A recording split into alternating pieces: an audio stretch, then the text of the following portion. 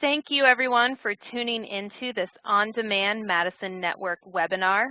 This presentation features 99 alumna Katherine Wintsch and her inspiring topic, How to Have It All Without Doing It All.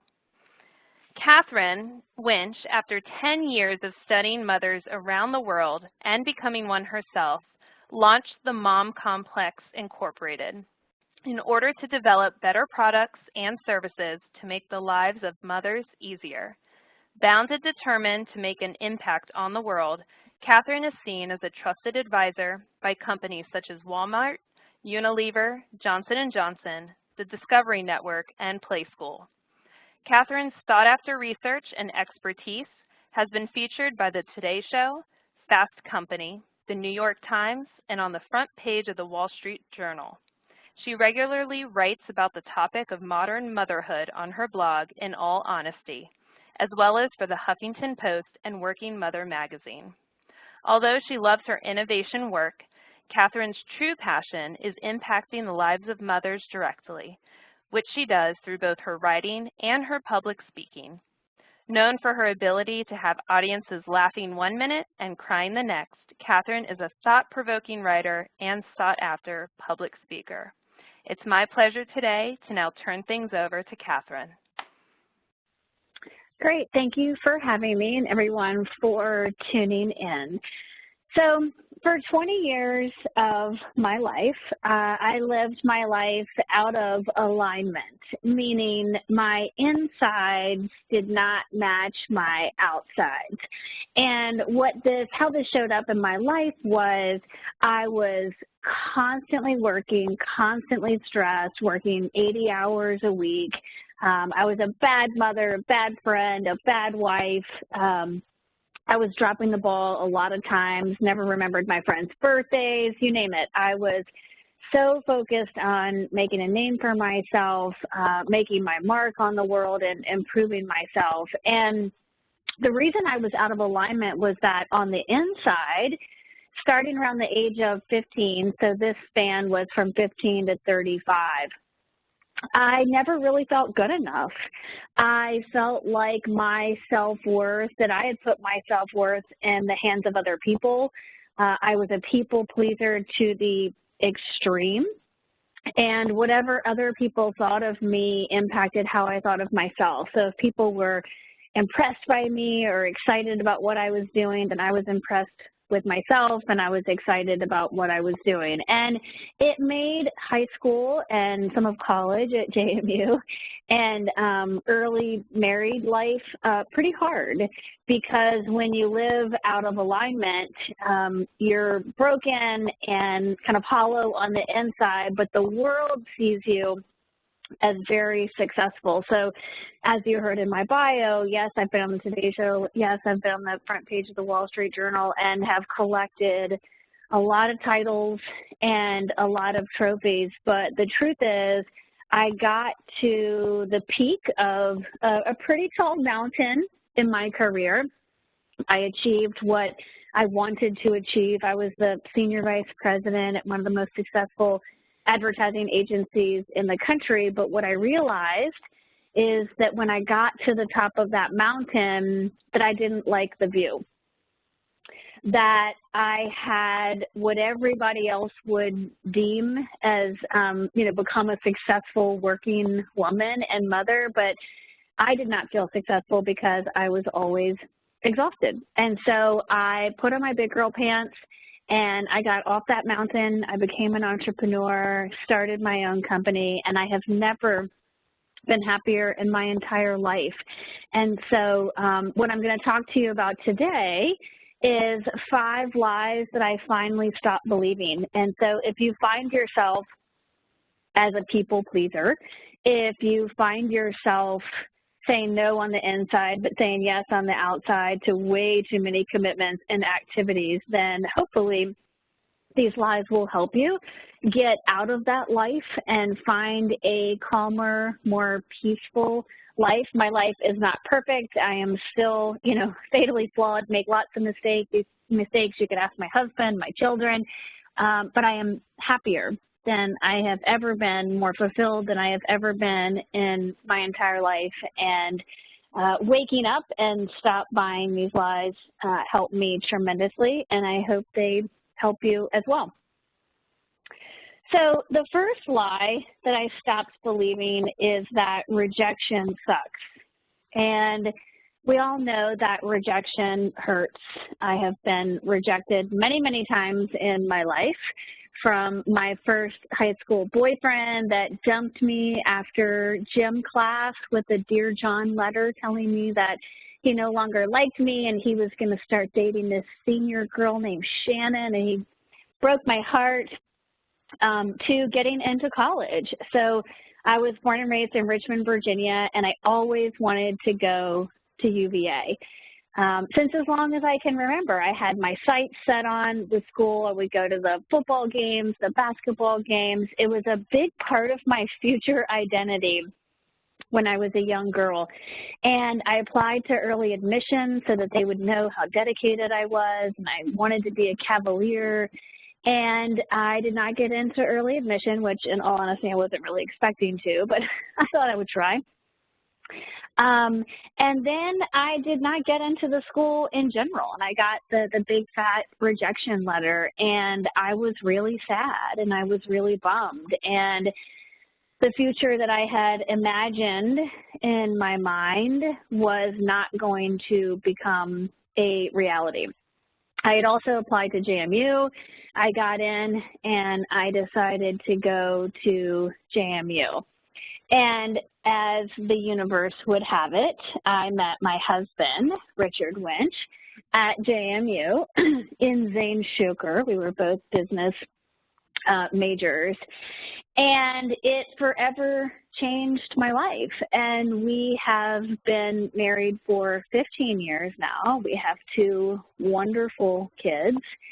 And it is never lost on me that had I gotten what I wanted, which was to go to UVA, I would never have met the most important person in my life, and someone who fundamentally changed my life and helped me stop buying into these lies that we're talking about right now. And so I am convinced that when we are rejected in any way in our life, it is for a reason. And you might not discover that reason for many, many years, but there is a reason that it happens.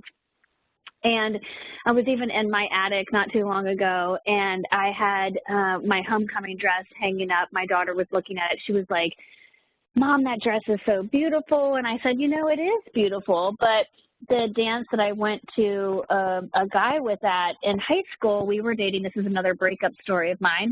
We were dating in high school, and we were supposed to go to the homecoming dance, and he dumped me 3 days before the dance. And I was so embarrassed, and ended up having to go to the dance with his older brother. And it was just so humiliating, and it made me really sad. And my daughter was only 8 years old at the time, and she looked at me and she said, "Well, I'm glad that that boy broke up with you, because you never would have met Daddy if he didn't."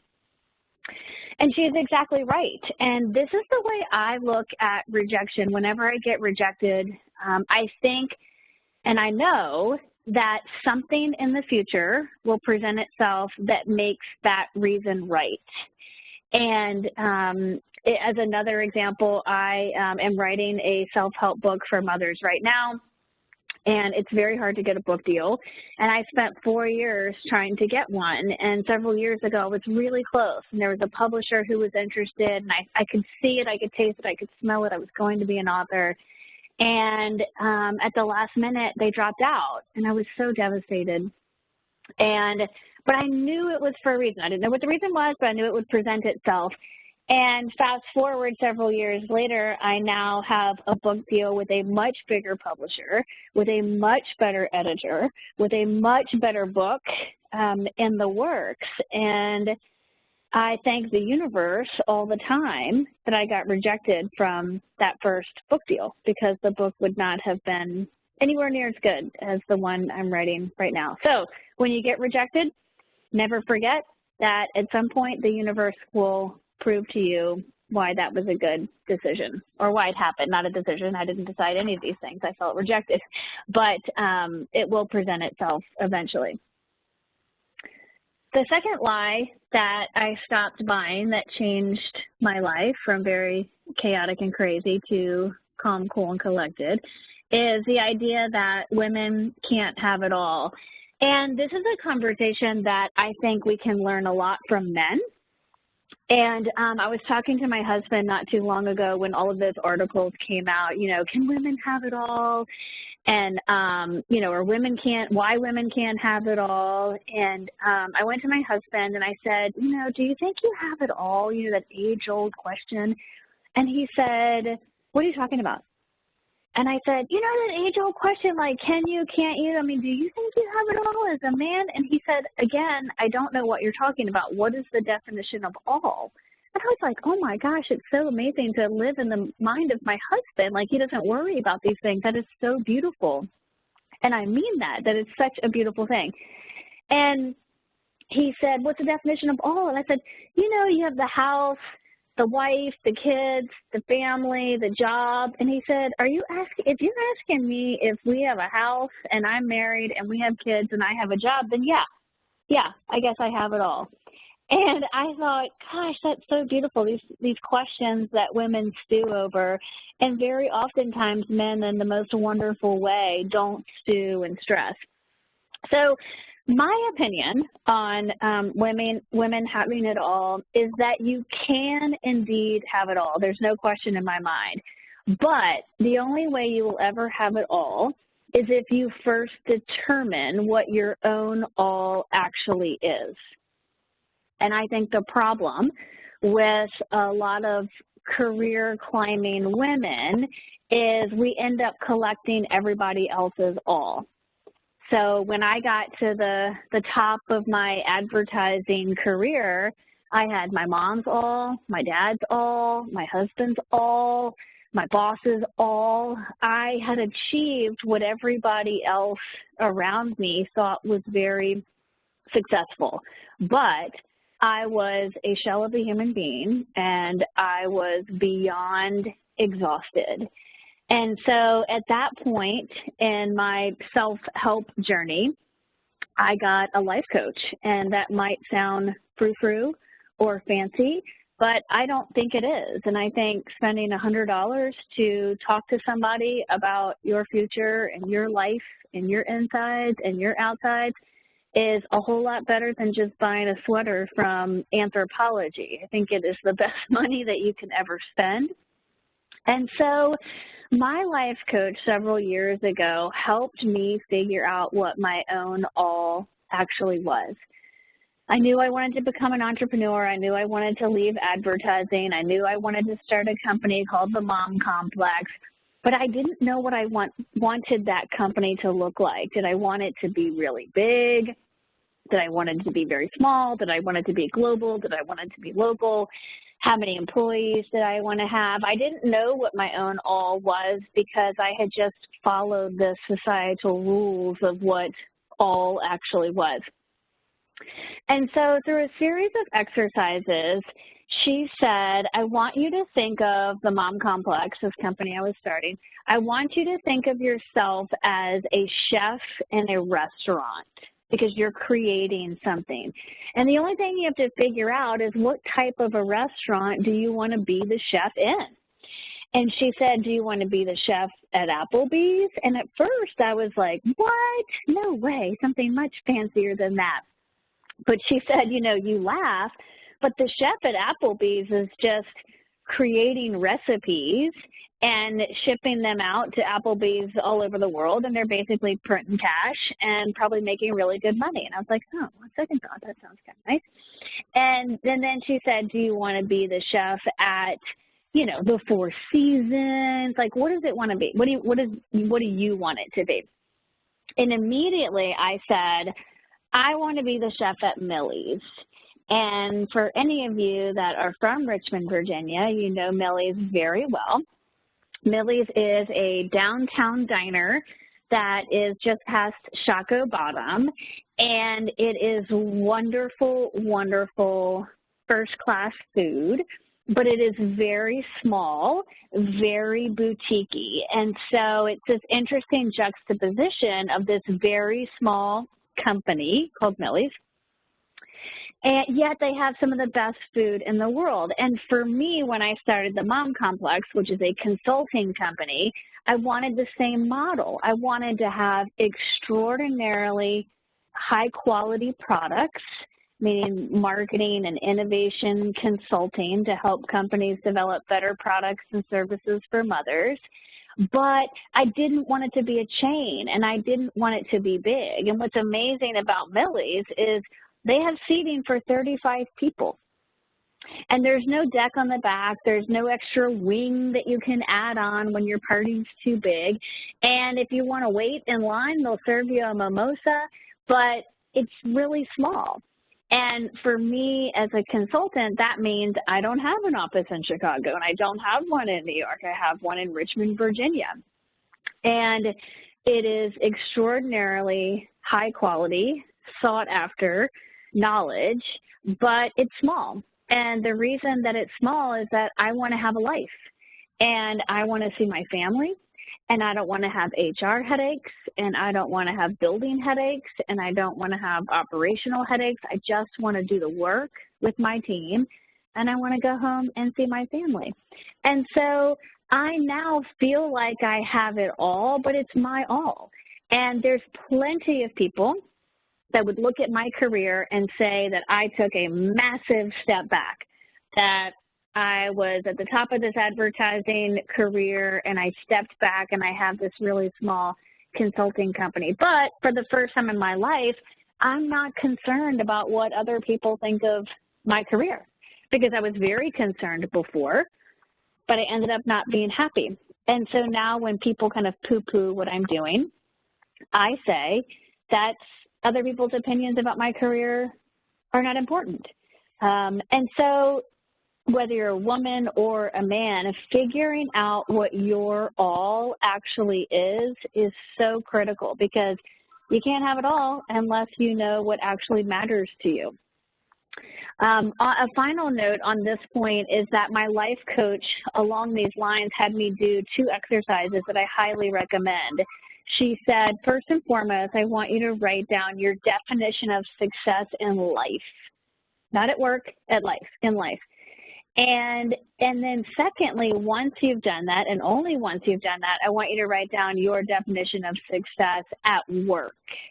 And that was really a catalytic moment in my life, because success for me was always defined as being successful at work. And so when you think about having your all, what does success look like for you in life in general?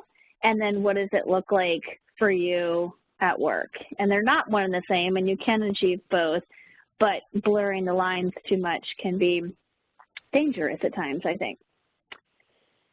The third lie that I finally stopped believing is that a balanced life is a good life. And I really reject this notion of work-life balance for a couple reasons. One reason is the notion of balance sounds exhausting to me. I think it means that you're bartering out every hour of the day. And am I giving too much to my work? Am I giving too much to my job? Who's winning? Who's losing? So I don't like that notion. It feels very frenetic to me. It feels very stressful to me. The second thing I don't like about it is I think it always implies that your home life has to hate your work life and your work life has to hate your home life, that they are in opposition of each other. And I am blessed enough and have been driven enough to create a company that perfectly aligns with my life and with my values. And so my children and my husband don't hate my job, and my job and my employees at work don't hate my family life. And I think that's the goal.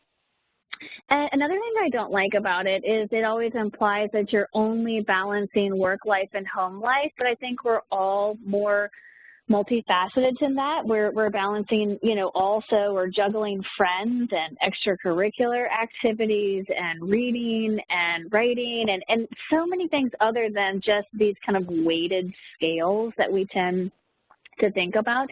And so The way I talk about work-life balance is how can these two parts of your life or multiple parts of your life peacefully coexist?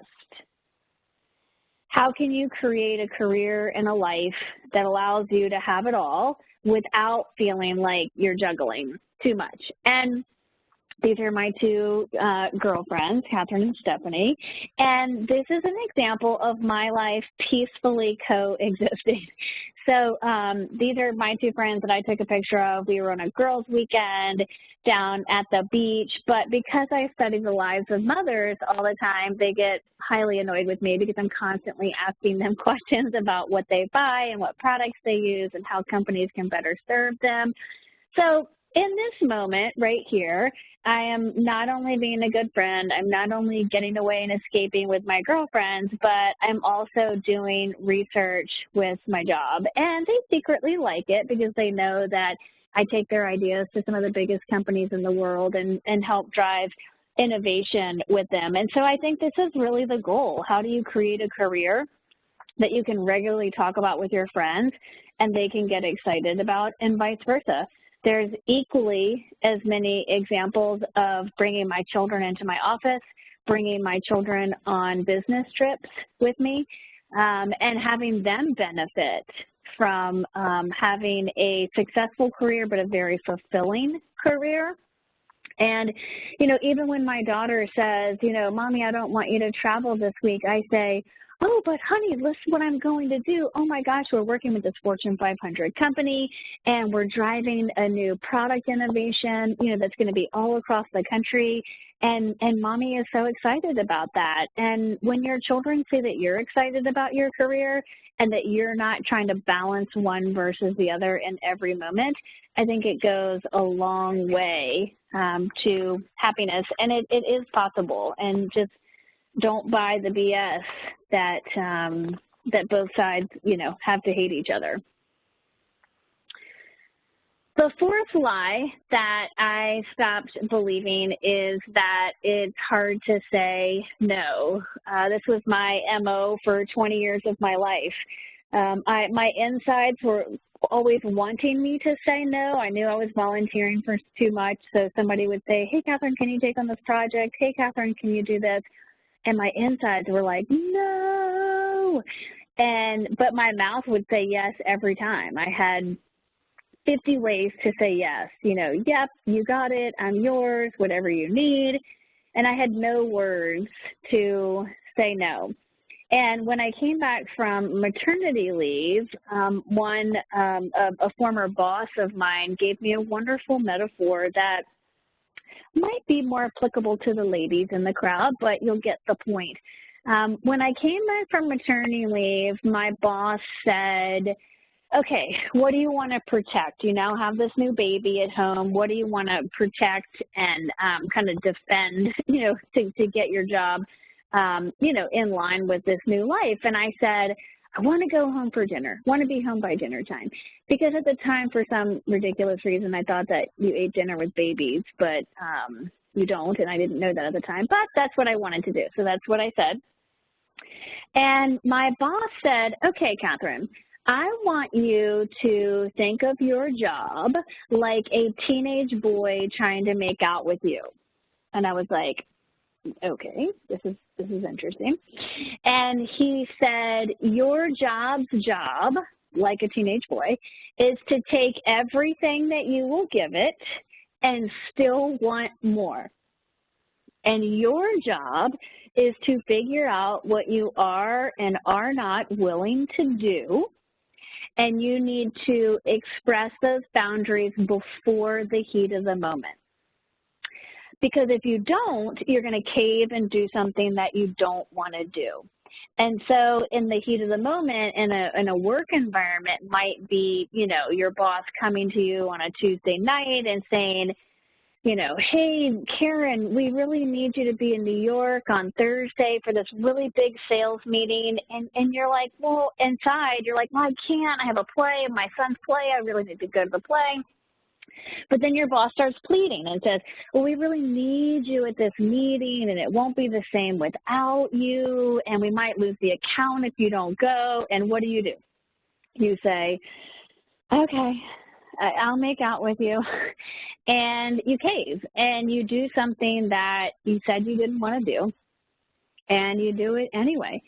And so this is a wonderful, wonderful metaphor to use. So now when anybody comes at me with something that they want me to do that I know would encroach upon a boundary that I have set, I picture this guy's face on their face.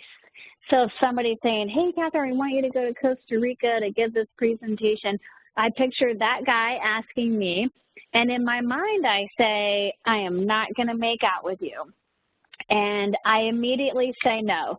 So it's a little trick, but it works all the time. And so I am better now at saying no than I ever have been before. And this guy's face helps me do that on the regular.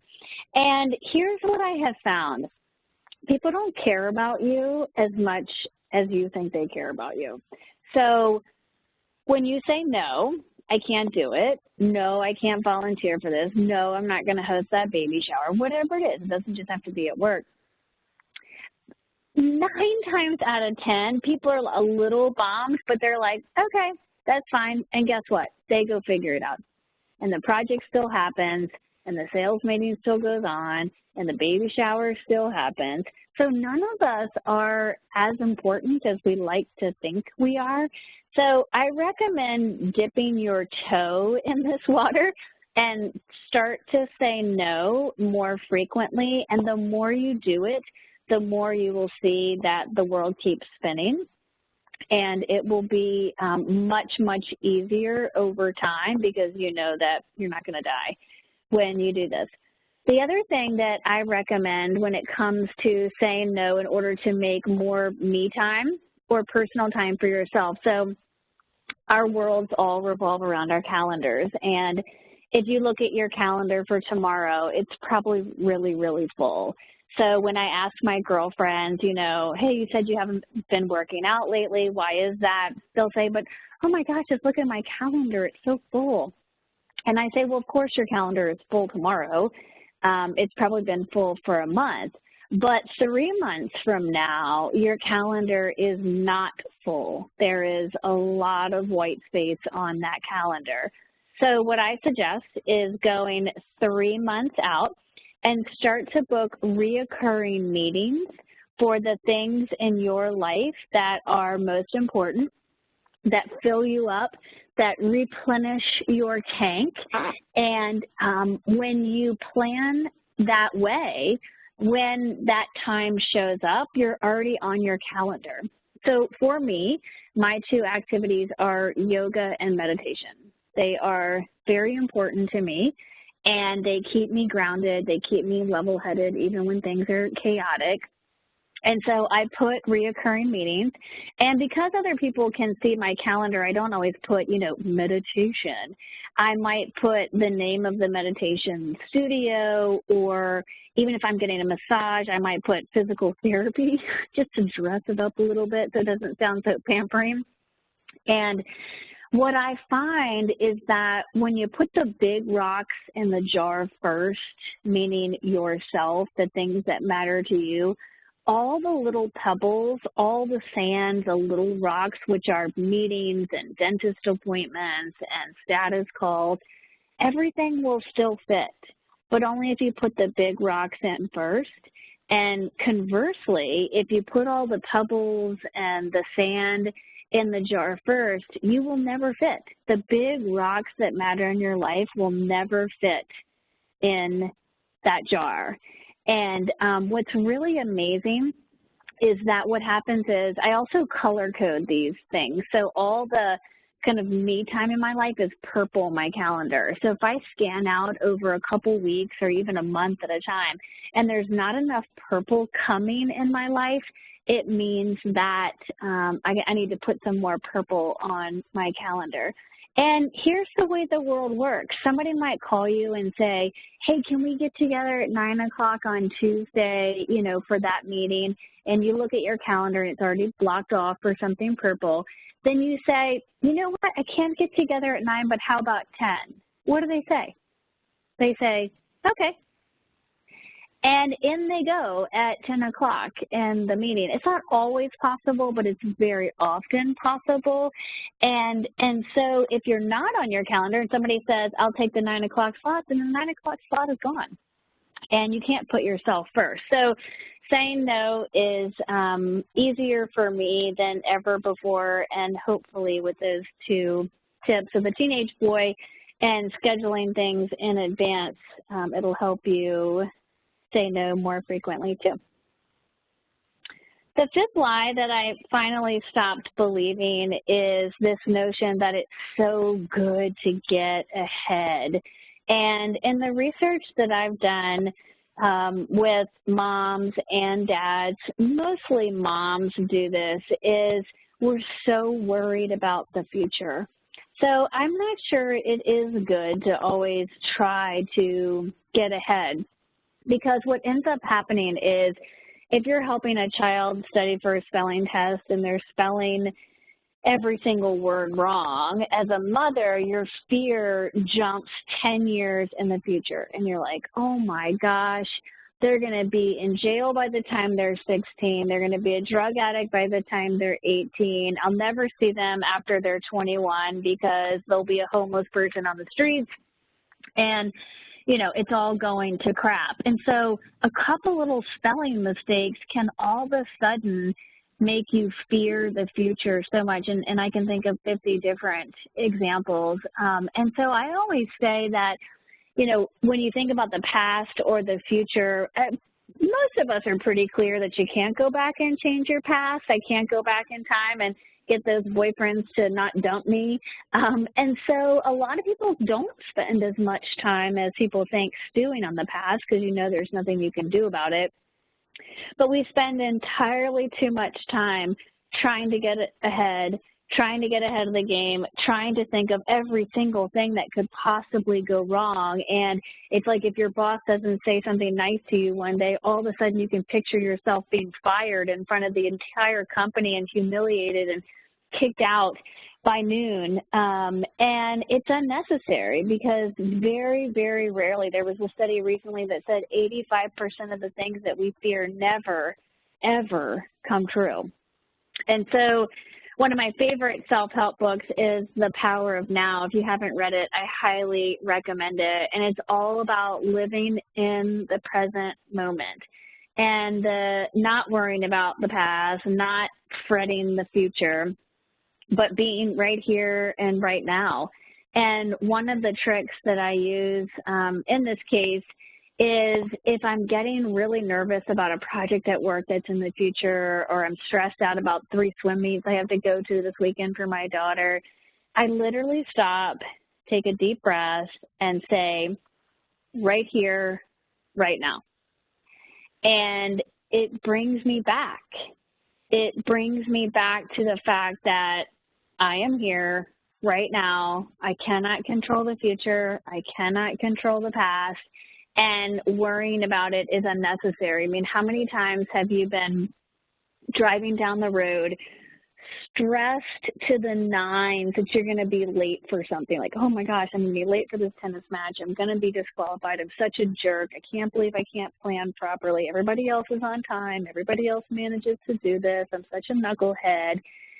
And then you get there and you're not actually late. Or the match before you went long, and so it doesn't even matter that you're 5 minutes late. And while that might seem like a small thing, it could have been up to 15 minutes of your life driving across town, being late for a tennis match, that you are annihilating yourself and yelling at yourself and berating yourself for something that never physically came to fruition. It never happened. And so being in the present moment has a lot of wonderful, beneficial qualities. And what's interesting about fearing the future is that your heart and your blood pressure and your brain is not able to distinguish between fact versus fiction. So the fact that you think you're going to be late for the tennis match and you think you're going to be disqualified and your team is going to be so disappointed shows up in your blood pressure and your heart rate and your stress levels as if you are already late. And the proof in this is when you have a nightmare or a bad dream.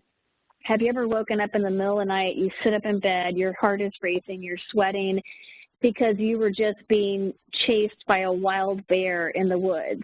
So were you being chased by a wild bear? Absolutely not. Was it a fictitious story happening in your mind? Absolutely. But what does your body do? Your body responds as though it was real, which is all the more reason that outside of our dreams, which we can't control, the present moment we can, and having that mantra of right here, right now will bring you back. And a wonderful example of this, so obviously I went to JMU, but I also went to Hermitage High School in Richmond, Virginia, and there was a wonderful, wonderful graduate a couple years ago by the name of DeMarco Jackson. And DeMarco suffered from a debilitating form of a very rare blood cancer. And he spoke at his high school, Hermitage High School graduation, knowing that he had cancer, knowing that he was getting ready to undergo extensive chemo treatments.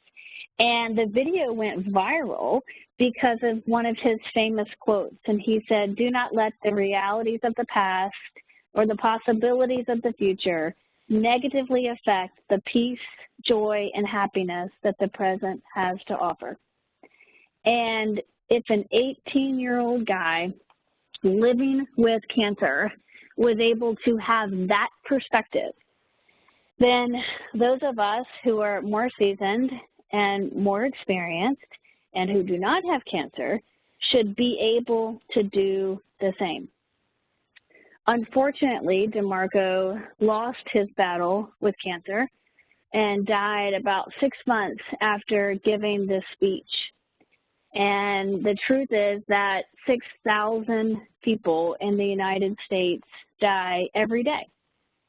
And if you're listening to this webinar, it means that you have not, that you are still alive, that I am still alive.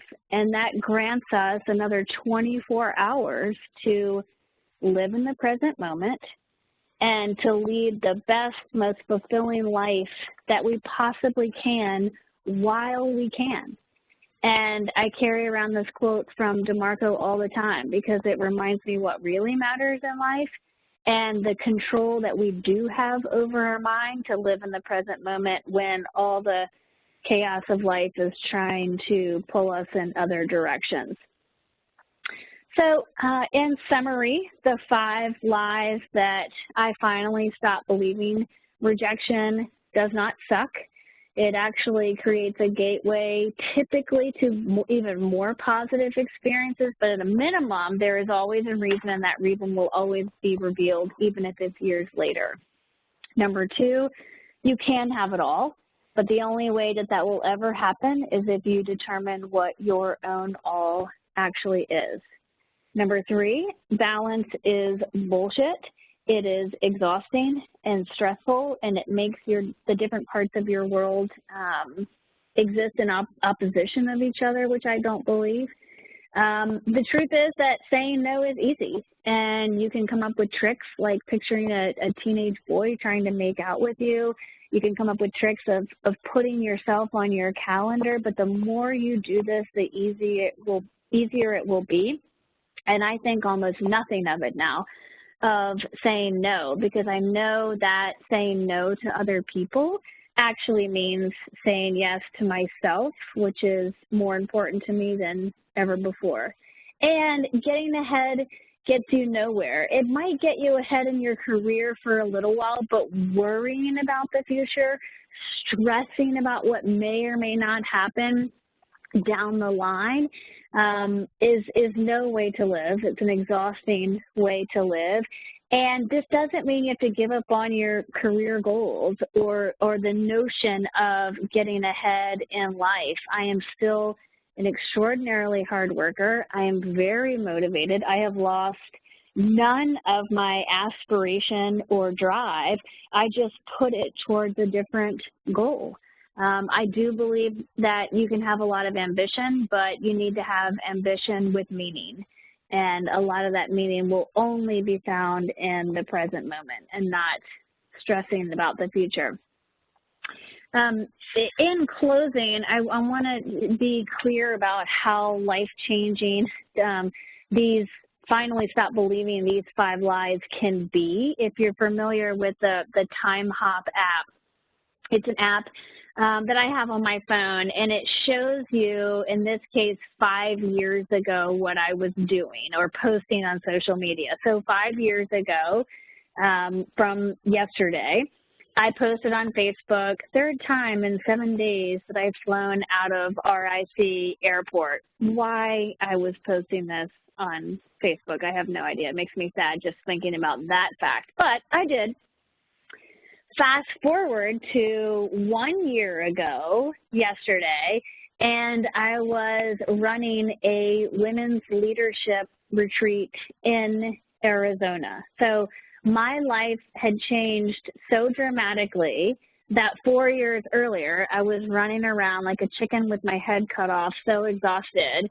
Fast forward 4 years, and I was living my life on my terms. So this isn't airy-fairy advice that just lives in books. If you apply these principles, they will truly change your life. One more example, 5 years ago, I posted, fell asleep during my massage today, expensive nap. Again, why I was posting this, not sure.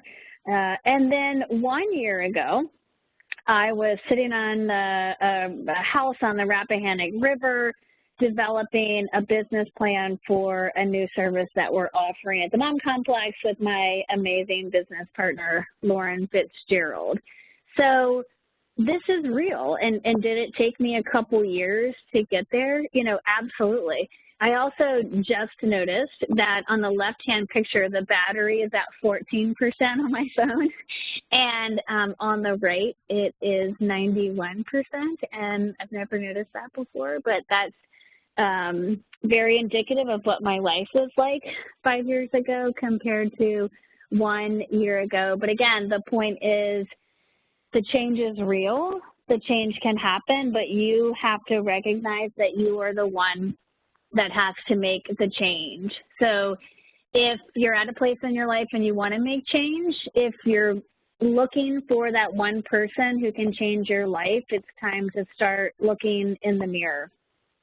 No one is going to help you do this more than yourself. No one's going to help you develop self-compassion. No one's going to help you say no. No one's just going to waltz into your life and help you figure this all out. You have to figure it out. You have to try it out. And when you do, I think you will see remarkable change in your life.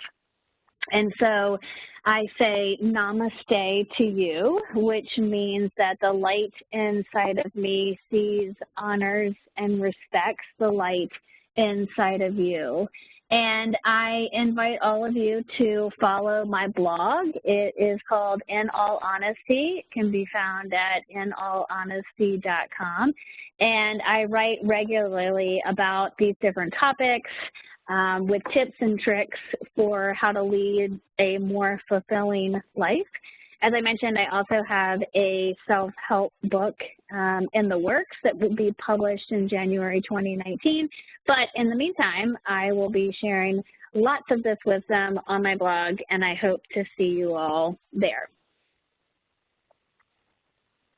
On behalf of the JMU Alumni Association and Madison Network, I want to thank our presenter and alumna, Katherine Wintsch, for creating and sharing this incredibly transparent and relatable on-demand Madison Network webinar content. I think we can all take away from the 5 lies we can stop believing to help fulfill our own careers, both personally and professionally. You can stay connected with Katherine, as she mentioned, on her blog, inallhonesty.com, or by following her on Twitter @kwintsch, and as well as @themomcomplex. We hope that you fulfill your personal and professional aspirations by activating your Madison network through connection, conversation, and engagement.